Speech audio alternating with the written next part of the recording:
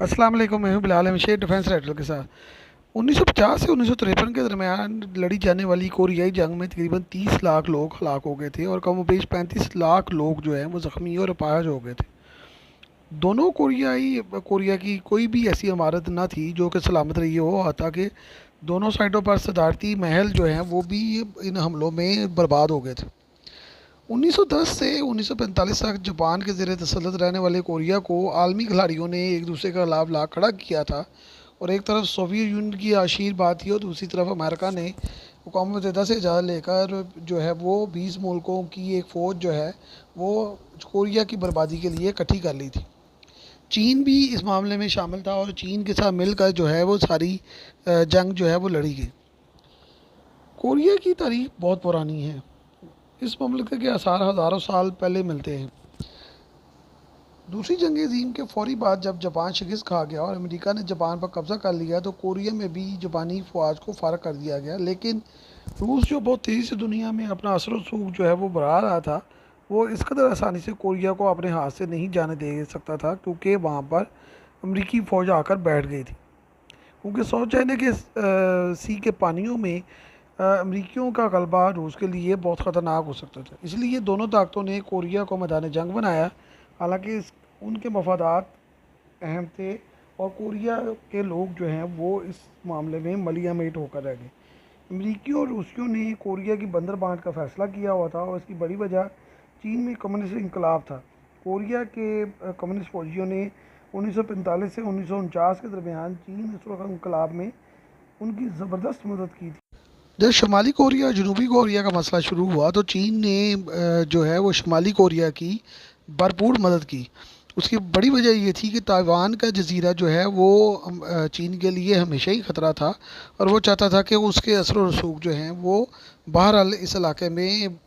Korea تک رہیں۔ چین پر communist حکومت کے آتے ہی شمالی کوریا نے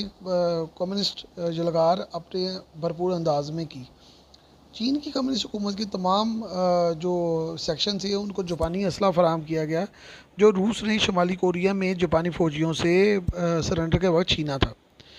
شمالی کوریا میں چین کی حمایت یافتہ کمیونسٹ رہنماؤں نے گوریلا جنگ شروع کر دی اور امریکی فوج نے ان کے خلاف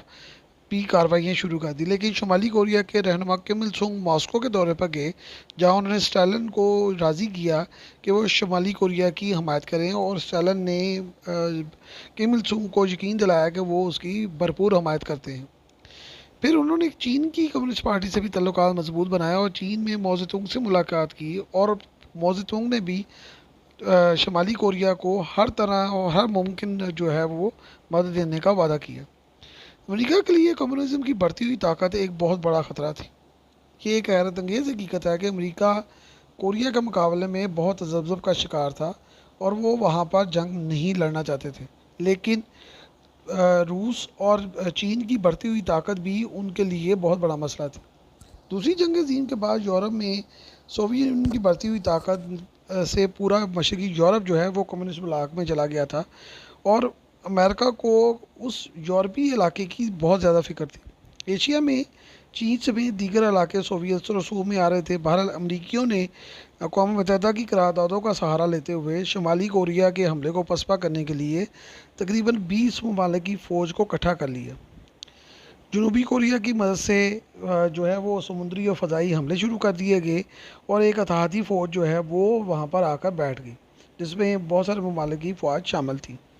شمالی کوریا کے خلاف جنگ میں باقاعدہ طور پر امریکہ جو ہے وہ بھی حصے دار بنا، اور جنگ میں جنوبی کوریا کو جو ہے وہ شدید نقصان برداشت کرنا پڑتا تھا، اور شمالی کوریا کا جو رد عمل تھا وہ بہت زیادہ اگریسو تھا، اور کم il سنگ جو تھے وہ ہر طرح سے پورے کوریا کو اپنی جو ہے اثر و رسوخ میں لانا چاہتے تھے۔ اسٹالن کی موت نے ساری صورتحال کو بدل کر رکھ دیا۔ 5 مارچ 1953 کو اسٹالن کی وفات ہوئی،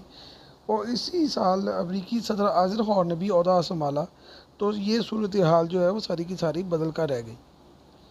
صورتحال میں تبدیلی اس وقت آئی جب چین نے بھی شمالی کوریا کا